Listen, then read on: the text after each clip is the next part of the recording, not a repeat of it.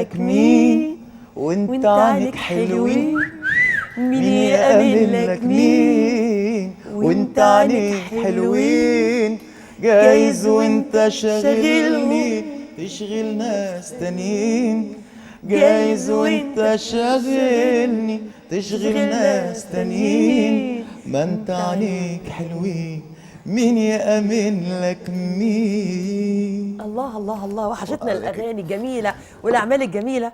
طبعا برحب بضيوفي يعني نجوم الحلقه النهارده ونجم الحلقه النهارده. طبعا برحب بالملحن الكبير الاستاذ فوزي عز الدين، الملحن الجميل نجم المهرجانات. برحب بيك استاذ فوزي. اهلا بيك. وبرحب بالصوت الواعد بنت بورسعيد الفنانه الجميله مروه عز الدين. برحب بيك يا مروه.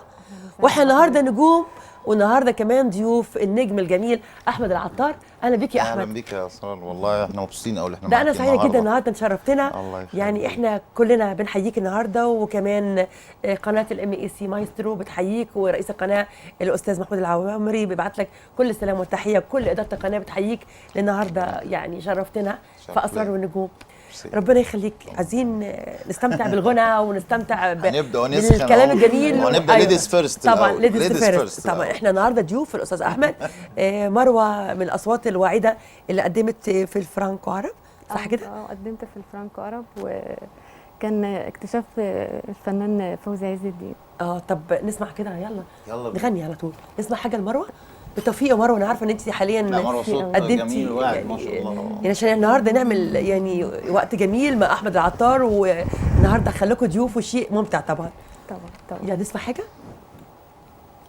اسأل دموع عيني واسأل مخدتي، اسأل دموع عيني واسأل مخدتي، كم دمعة رايحة جاية تشكي لك وحدتي.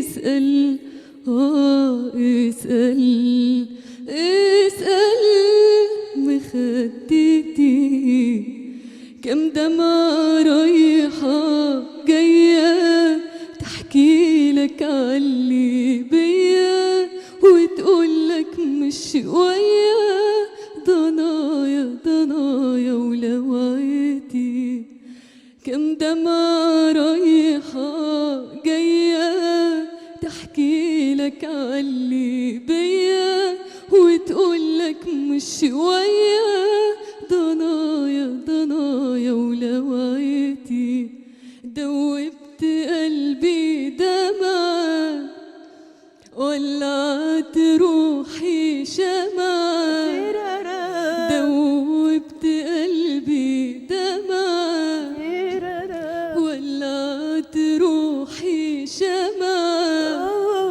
وبكرة هعمل ايه وانور لك بايه، بكرة هعمل ايه وانور لك بايه.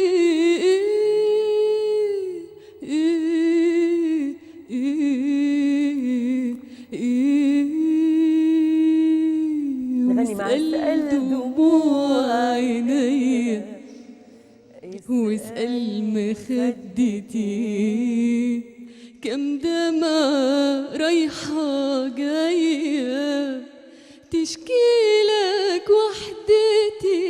اسأل اسأل اسأل مخدتي. الله الله عليكي، الله عليكي يا مروه. طبعا الاستاذ فوزي عمل اكيد اعمال معاك كتير. احمد احنا شغالين مع بعض طبعا. استاذ فوزي ده حبيب اخويا قبل ما انا عارفه انتوا عاملين قبل مع بعض بقالكم وقت. ايوه. وانا طبعا هو معلم. اشتركت قبل كده في اول حاجه كنا عاملين اوبريت مع بعض اسمه الجزيره، وبعدين عملنا اغنيه مع بعض للمنتخب الوطني. دلوقتي شغالين مع بعض في شغل الالبوم الجديد ان شاء الله. هيبقى فيه مفاجاه جميله قوي ان شاء الله بنعمل استاذ فوزي. استاذ فوزي مختلف وليه شكل في الالحان مختلف جدا عن يعني الناس الموجوده كملحنين. هو ليه ستايل وليه شكل حلو قوي، وحتى دايما يقول لي يا عم انا كبير. وانا اقول له لا خالص الابداع ملوش سنه. لا الإبداع ملوش بجد سن. ما شاء الله بيعمل الحان وحاجات جميله جدا وكل الاعمار، يعني هو شاطر قوي ما شاء الله. ربنا يخليك. استاذ فوزي، يعني يعرف من حياتك يعني المهرجانات اللي دخلت عده مهرجانات وبيفوز كل مره. أيوة. يعني تبارك الله، مش عايزين. بس انا اتخضيت في الاول لما بنقول من غير الخشب. قطع بنقول اول ملحن مهرجانات، انا لا ربطتها بالاغاني. لا، يعني فلازم المهرجانات برضه الناس اللي يا جماعه تعرف اللي بنتكلم هو. عنها، يعني المهرجانات العالميه الدولية. أيوة. والمهرجان يعني الموسيقى والغناء، مهرجان وياخد مركز اول على مركز طول. اول. انا حضرتك عارفه انا دايما مركز اول. الحمد ايه لله. يعني الحمد لله، نشكر ربنا ان حضرتك دايما الحمد لله. بتفوز بداية بالمركز المهرجانات الاول. اللي دخلتها كانت مهرجان الأغنية الدولي، كان في القاهرة. 2006 خدت جائزة البيدو في أعلى جائزة مهرجان في العالم. وبعد كده توالت بقى المهرجانات الحمد لله 2014 و15. وفي 17 في مهرجان الفرانكو خدت أحسن ملحن والأول والثالث، كان معايا 3 جنسيات و5 مصريين مطربين. وفي 2018 مع مطرب تونسي خدت الأول منفرد، و19 في الأوبرا أول ورابع، و20 المركز الثاني.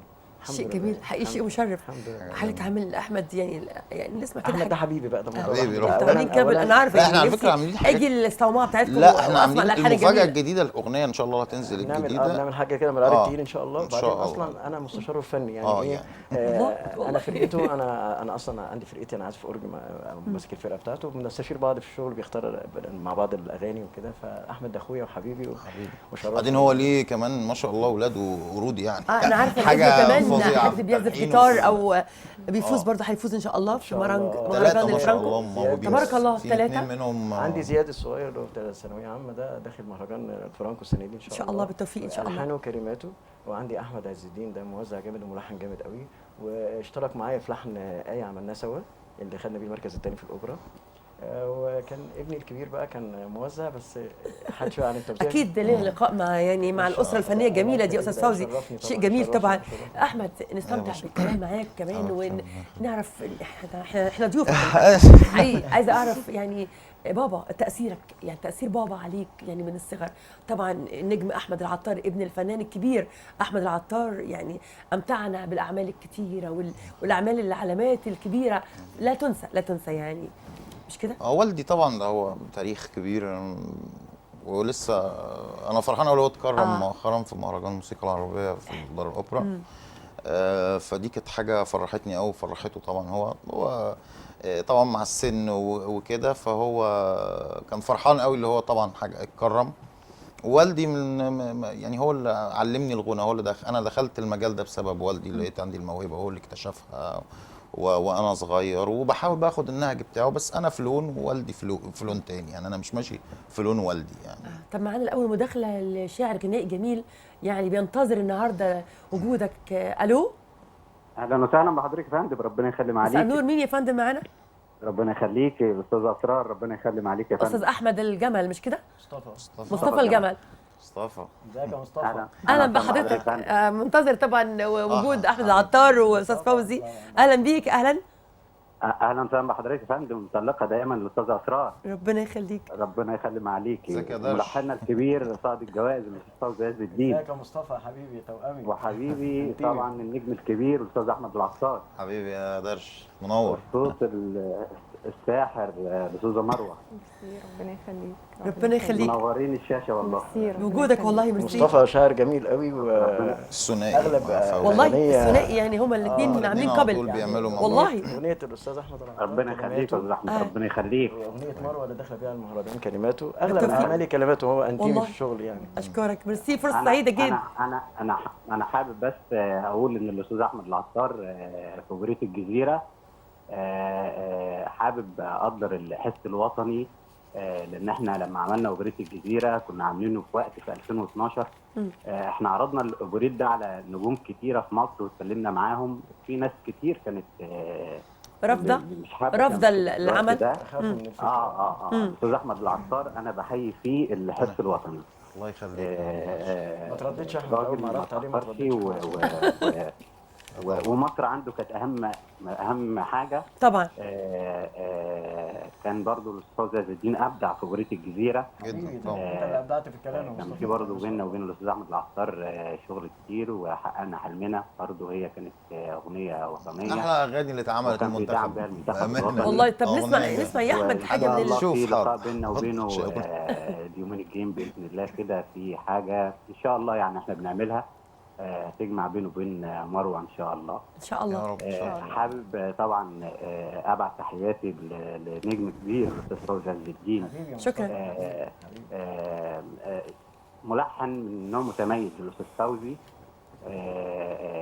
بصمته لحنه بيبان مختلف عن اي حد. كلماتك الحلوة. فوزي هو رفيق الدرب طبعا، وهو ميرسي. ملحن كبير، ميرسي. وان شاء الله الحانه هتكسر مصر كلها اليومين إن شاء الجايين. ان شاء الله. شكرا ليك يا شاعر يا جميل. شكرا لحضرتك. ربنا شكرا. يخليك يا فندم. ميرسي. احمد طب نسمع حاجه من يعني من الاعمال اللي انتوا عملتوها. يلا عايزين شوف أنا يعني لا، يشبع بص. الناس غنى وصوتك في اغاني الجميل. انا هغني حاجه بقى اللي هي يلا. من الحاجات القديمه شويه. يلا نقول ايه؟ ما انا في حاجات عندنا مزيكا. كتير. لا ممكن اقول اغنيه قبل نقول هنقول حاجه لايف قبل طيب، نقول. المزيكا. اوكي. في اغنيه بحبها قوي كانت في البومي الاولاني اسمها راح زمان. راح زمانه. راح زمان. دي كلمات مين والحان مين؟ كلمات احمد علي موسى وتلحين نادر نور. توزيع طارق توكل. بتقول ايه؟ اللي عدى وراح زمانه جاية ليه بتصحي فيه، ماضي مات بالنسبة ليا عايزة ليه بقى تعرفي، كل ما انسى تفكريني وتسأليني عاللي فات قلتلك 100,000 مرة مش مهمة الذكريات، كل ما انسى تفكريني وتسأليني عاللي فات قلتلك 100,000 مرة مش مهمة الذكريات، مش مهم عملت ايه انا قبل منك، المهم انا بعد منك عملت ايه، مش مهم عملت ايه انا قبل منك، المهم انا بعد منك عملت ايه. يا سلام يا سلام. الله عليك احمد. عايزين برضو نسمع مزيكا. انا كان نفسي اسمع منك سنه ورا سنه، او نسمع عندنا اغنيه ايه عندي بالدنيا. ميوزك مع يا ريت الميوزك. يا ريت نسمع حاجه فكر الناس بالميوزك. بيها برضو. دي اغنيه من الاغاني اللي بحبها قوي. عندي بالدنيا. عرفتني عندي الناس. بالدنيا. كلمات امير طعيمه ولحن عمرو مصطفى. الله طبعا. عمرو مصطفى توزيع وامير لأحمد طعيمه. عادل. طبعا. لو في مزيكا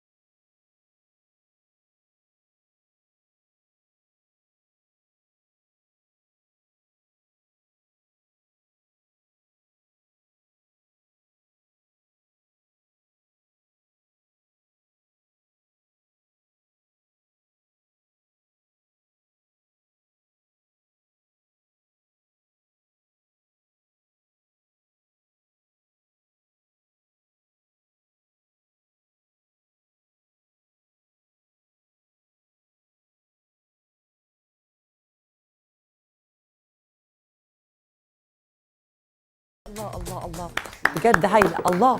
حبيت اغنيها كده يعني بالميوزك آه. عشان برضو الناس تفتكر الاغنيه دي كانت سنه 2005.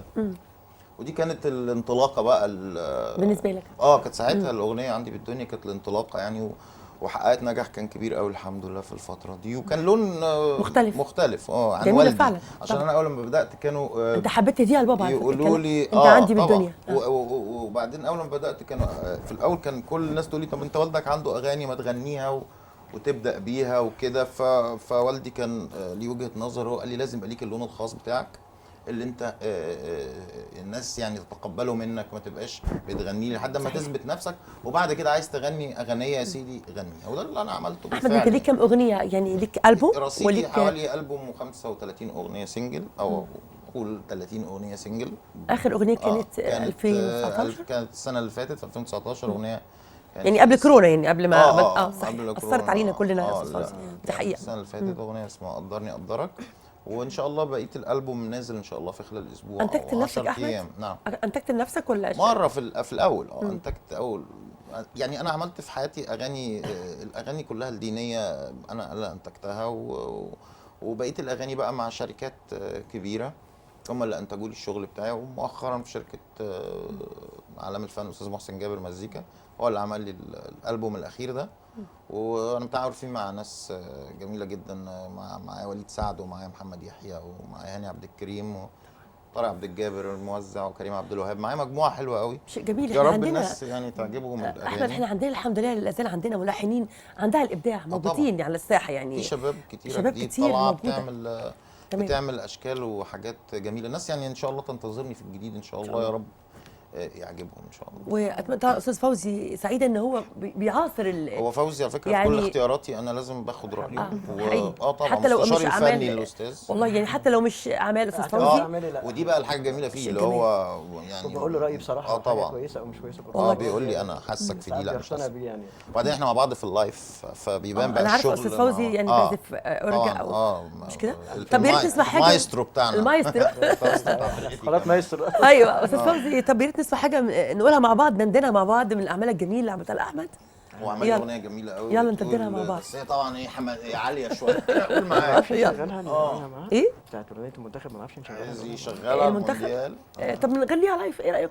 نغني ايه؟ ده اغني حته منها. يلا دندن معانا استاذ فوزي عايزين نسمع صوتك. طب اصل هي اغنيه شديده والله. اصل هي فيها فوكال كورال وبعدين انا بغني، فهي عايزه تبقى احسن لو اتسمعت طبعا بالمزيكا. بس يعني ممكن فوزي يغنيها. غني طب حاجه من اعمالكم مع بعض، حاجه يعني احس لسه بقى في مفاجاه في مفاجاه بس الاغنيه دي فعلا تتسمع اكتر احلى بالميوزك. نحضرها اوكي. اللي هي اسمها حققنا حلمنا. موجوده عندنا لحظتنا موجوده تقريبا. حققنا حلمنا. طب حققنا حلمنا اوكي. طب احمد نرجع نتكلم عن بابا الفنان الجميل استاذ ماهر العطار اللي احنا كلنا يعني عايزين نعرف الاجيال الجديده مين الفنان الكبير ماهر العطار اللي اعمال لا زالت موجوده يعني في اذهان ناس كتير. والدي بدا في بدايه الستينات وكان مكتشف الفنان الكبير طبعا الموسيقار محمد عبد الوهاب خلال برنامج اسمه كان برنامج المواهب كان اسمه الهواة في الإذاعة. ومن هنا الفنان عبد الوهاب اكتشف بابا ومضى مع أول فيلم. ووالدي عمل حوالي 7 أفلام مع سعاد حسني ومع مها صبري ومع فنانين كتير كبار. والدي أول ما بدأ كان في أغنية جميلة وبحبها له ممكن أقول منها حتى اسمها بلغوه شيء والسلامية. بلغوه دي لحن الأستاذ الموجي وأنا بعشقها الأغنية دي. بتقول طب بلغوه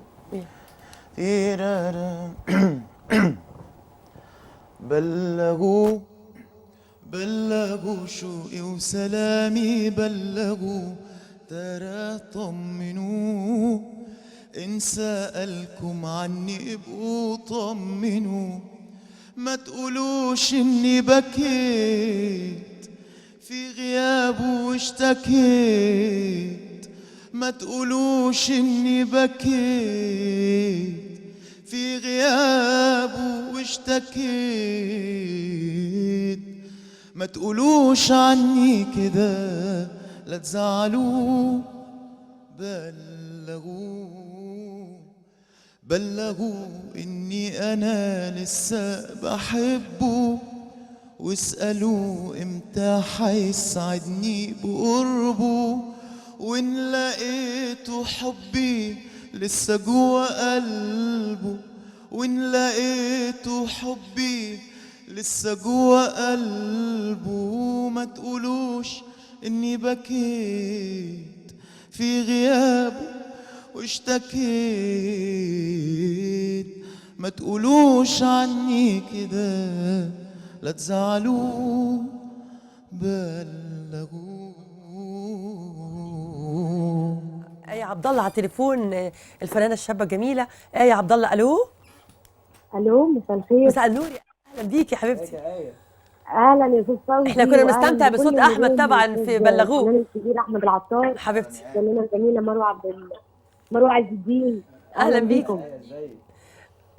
اهلا بيك يا آية، ومبروك على الحاجات الجميله اللي انت عاملاها مع استاذ فوزي. مبروك للمهرجانات وفوزك في الحفلات والحاجات الجميله اللي عملتيها مع استاذ فوزي. الله يبارك فيك، تسلمي كل بذوق. حبيبتي خدنا المركز الاول في الاوبرا السنه اللي فاتت. مبروك، الف مبروك. خدنا المركز الثاني مع بعض. طبعا صوت آية عبد الله من الاصوات الجميله دي حقيقه.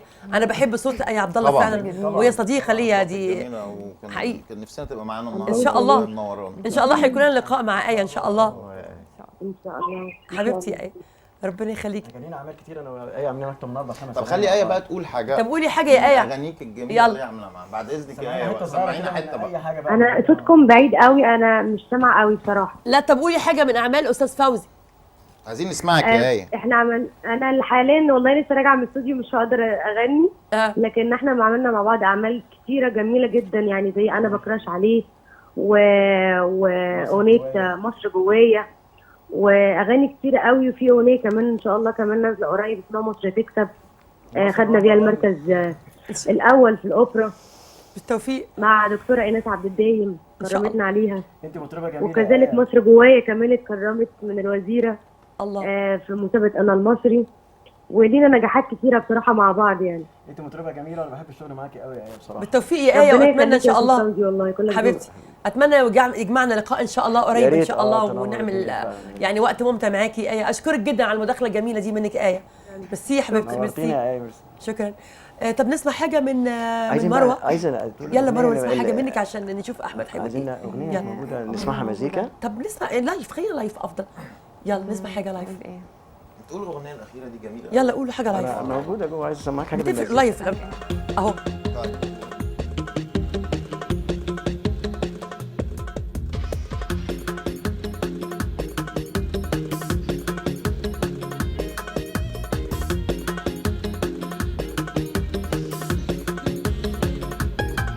سألوني وقلت إني بحبه، بعشق هوا واطلب قربه، رقيق قوي وحنين قلبه، دبت في عيني وانا هعمل ايه. سألوني وقلت إني بحبه، بعشق هوا واطلب قربه، رقيق قوي وحنين قلبه، دبت في عيني وانا هعمل ايه. حبيبي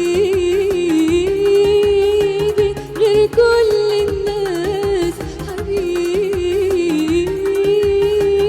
طيب حساس، حبيبي غير كل الناس، حبيبي طيب حساس.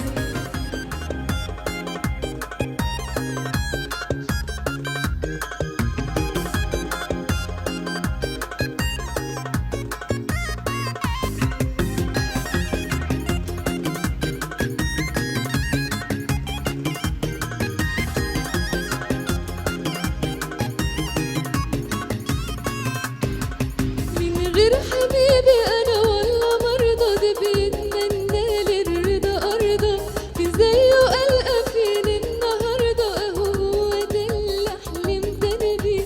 من غير حبيبي انا والله مرضى، ده بيتمنى للرضا ارضى، في زيه القى فين النهارده، اهو هو ده اللي حلمت انا بيه. حبيبي غير كل الناس، حبيبي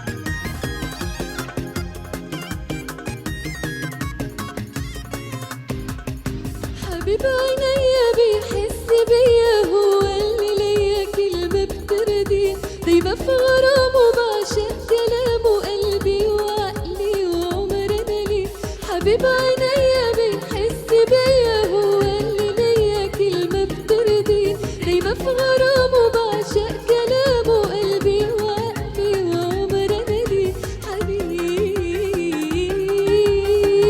غير كل الناس حبيبي طيب حساس حبيبي غير كل الناس حبيبي طيب حساس. طب نسمع سنه ورا سنه لاحمد طبعا عشان نختم بيها اللقاء الجميل ده. اوكي، اشكر فريق العمل طبعا، اكيد جميل. كلمات مصطفى الجمل لسه داخل معانا، شكراً الشاعر الكبير مصطفى. الجميل مصطفى الجمل، وتوزيع دودي صلاح، اهلا، شكرا صوتيه وميكس وماستر طبعا. كاميليا. الله عليك. طب نسمع سنه ورا سنه. شكرا طبعا، جميل ومبروك بالتوفيق يا رب العالمين. احمد يا ريت نسمع سنه ورا سنه. طب احنا عشان بس نختم. قبل سنه الصوره دي، طب ما الصورة اتكلمناش طبعاً. عليها، مش نشكر طيب الاستاذه فدوى عطيه طبعا ميرسي. بشكرها جدا. اشكرك أستاذة احمد، دي فدوى حاجه بسيطه من عاملة لي حاجة برنامج جميله قوي وظبطت لي مناخيري اهي زي ما من اسرار والنجوم. حاسس مناخيري نافشه، فقلت لها ارجوكي نزلت يعني ايه. ميرسي يا فدوى، خدي بالك يا فدوى. ميرسي استاذ احمد بيشكرك طبعا. يا ريت نختم بسنه ورا سنه. بشكرك احمد طبعا وجودك النهارده. انا نفسي نعمل لقاء انت وبابا ان شاء الله. تشرفني ان شاء الله، هيكون لقاء جميل. استاذ فوزي النهارده اللقاء جميل معاك والله يا مروه، اسعدتيني بوجودك. عايزين نسمع سنه ورا سنه. يلا يا احمد نسمع سنه ورا سنه، بس عايزين نسمع الاغنيه كامله يعني، استاذنكم بس عشان الاغنيه كامله. استاذ احمد ميرسي لتشريفه النهارده، بشكره لوجودك طبعا، وبشكر كل كرو العمل اللي موجود معانا، الاستاذ محمد سمير، وطبعا الاستاذ جابري طبعا مدير الاستوديو، واستاذ عمرو لطفي مدير القناه، والاستاذ مصطفى كامل نائب القناه، وبشكرك طبعا استاذ محمود العوامري، كل محمود الديب، وكل جروب الاعداد كلكم، والمصور الجميل